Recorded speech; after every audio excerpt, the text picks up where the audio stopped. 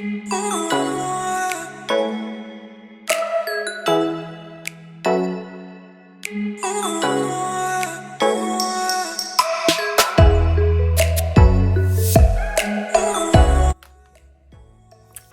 beautiful people, today's look is drab to fab. So I'm going to show you how to wave your hair. What you're going to need is some dry shampoo, any kind, of course, to color match your hair. Don't buy a brunette one if you are blonde, just be careful of that. And some are a little bit more white powdery, so you're going to just have to rub it in if you do have a little bit of a darker base like mine in this current lockdown. But the bonus is, if it is a bit lighter, it will also brighten up your roots a little bit. So dry shampoo, a tangle teaser or a comb. Then you'd also like a kind of thicker wide tooth comb to brush out after. If you want to add some back combing, then another comb or kind of a little brush like this, which helps to section and back comb the hair and smooth it out after. So it just is a really nifty kind of brush. I'm sure you can find online or in most chemists. A few clips that are strong and preferably not going to dent your hair, but because it's being waved anyway, you'll be all right if it does. Then I would also recommend some sort of a texture spray and a kind of a cream, something that you could smooth the hair with after. This is not about promoting any particular products, so please don't pay attention to what I am using. I'm just showing you how to achieve this at home. Here we go. All right, so just brush out your hair, be gentle always. And we'll just talk about a few of the benefits of dry shampoo. So dry shampoo, like I said, it can brighten your roots. If you are a blonde, it can really lift it up a little bit, create the illusion of not having such a dark root. Dry shampoo can also give you a lot of body. So I'll show you kind of how flat and fine my hair is, and once I put dry shampoo in, kind of do this with it, it can pump it up and let it actually stay there, because it creates that foundation for the hair to stay up, opposed to just doing this yourself. If you have some product, it creates more grit. What you can also do is prolong the style of your hair to last a few more days, and which is great obviously if you've had your hair blow dried and styled and you kind of want to live that hairstyle a bit longer. Also, you don't have to use it only when your hair is oily or greasy. You can actually use it on the day your hair is freshly washed. This does is it creates a barrier which prevents any oils kind of building up anyway. So you could apply it before you go to the gym, let's say, or even on the day of washing your hair for that extra body, bit of texture in there. So yes, dry shampoo is one of the best things invented. Let's do it. Right, so I'm not creating any specific parting. I like it a bit more natural. Obviously, if you like a straight parting, then go for it.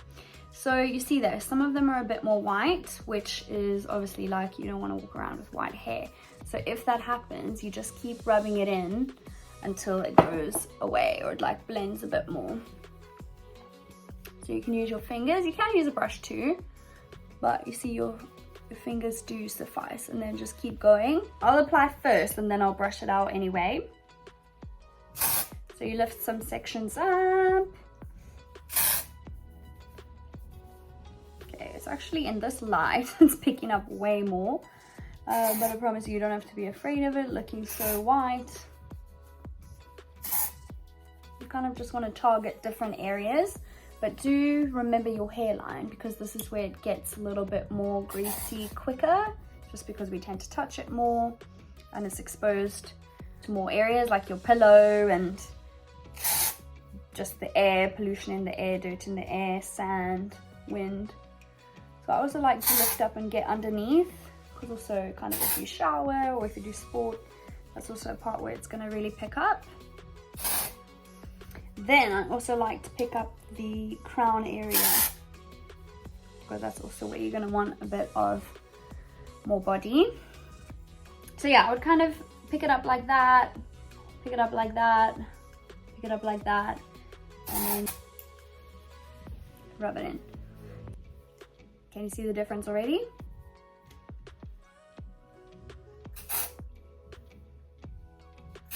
And you don't want to hold the can too close either, so just hold it a little bit at a distance, drop onto your clothes. So maybe just wear something until you're happy with the result you've got.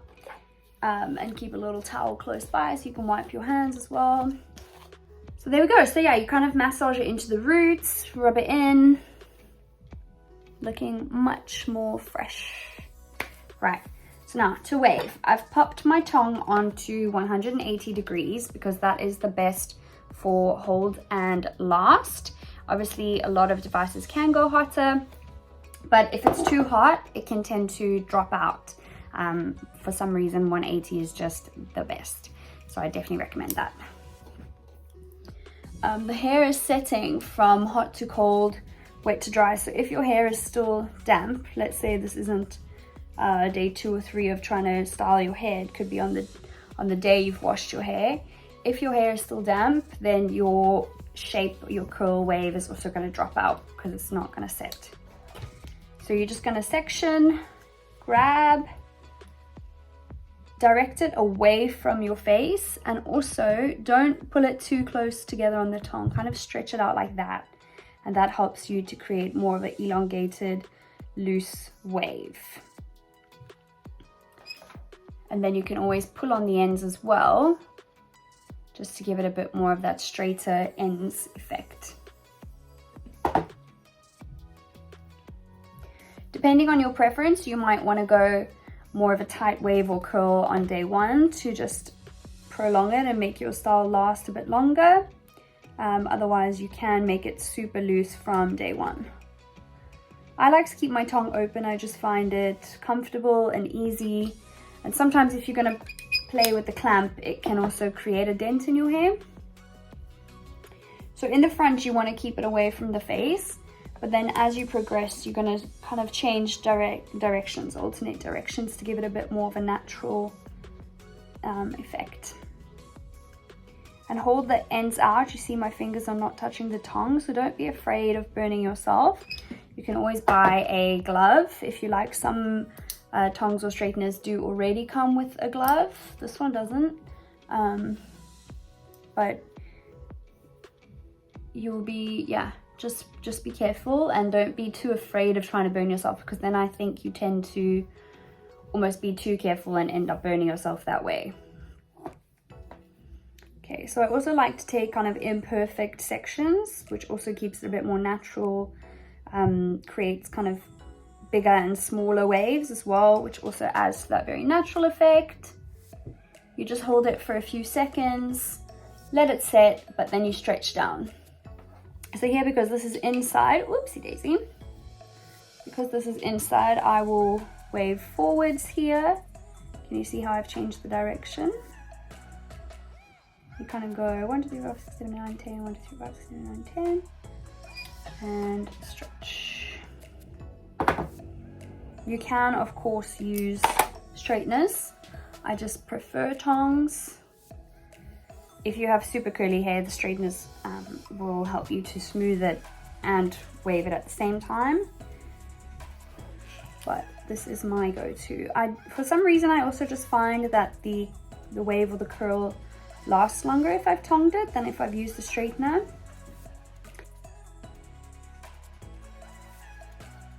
If you've missed a hair from a previous section, kind of like you can see I did in there, it doesn't matter. Just grab it onto the next one. And where I said, like, also I don't like perfect sectioning, just because I find that it's easier to blend and shake out after, because if you have very like regimented profile lines, you're more likely to see that when you brush it out. When you do kind of a roller set, that tends to happen, and it's hard to break it up because it sets so well. So I just find this helps overall. Okie dokie. Looking good. And so I don't brush it or touch it for now. You're letting it set, letting it cool down, letting it work its magic. Holding your tongue kind of vertical directly up. You can angle it, but I just find that's going to create more of a curl than a wave.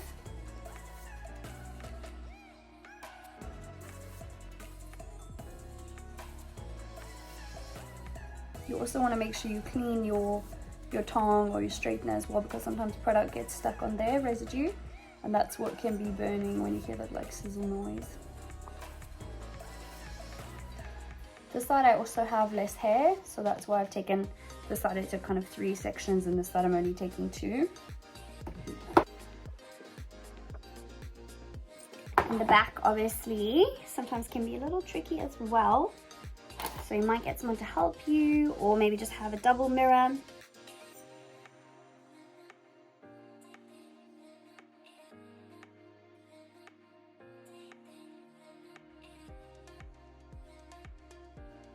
So we're gonna let that cool down.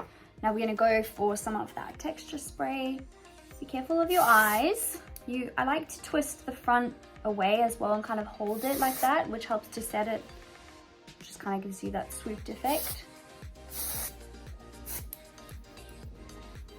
You can kind of hold your hair out as well.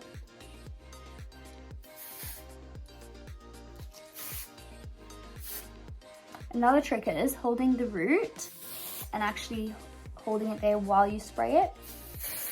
That also just kind of helps to set it there. And then you can also go under.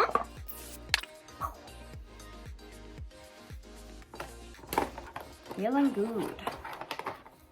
Okay, now we brush.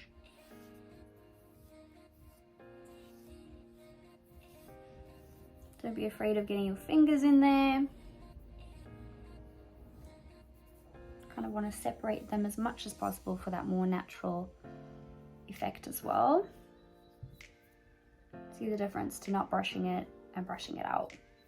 You can brush underneath as well.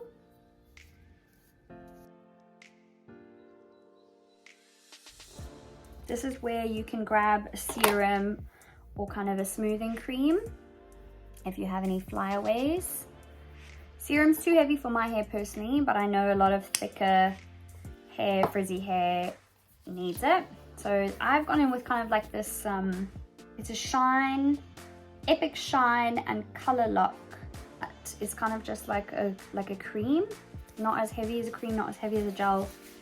But this really is beautiful. Kind of got these glitter particles in it. It just helps to give really nice shine and smoothness. But you don't want to use too much and weigh the hair down. It can just help get little flyaways, or if there's a piece that's kind of not being tamed, you can focus on that piece.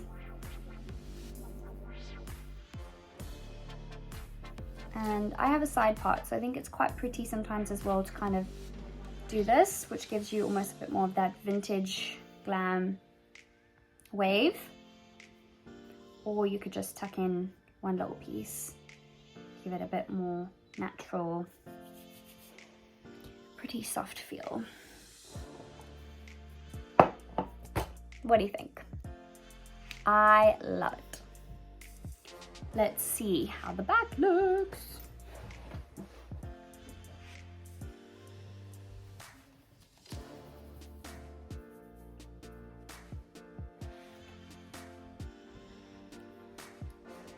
All right, perfect. Well, this is my Drab to Fab and a loose kind of textured wave. I hope you enjoyed it, and please message me if you have any questions. Have a beautiful day.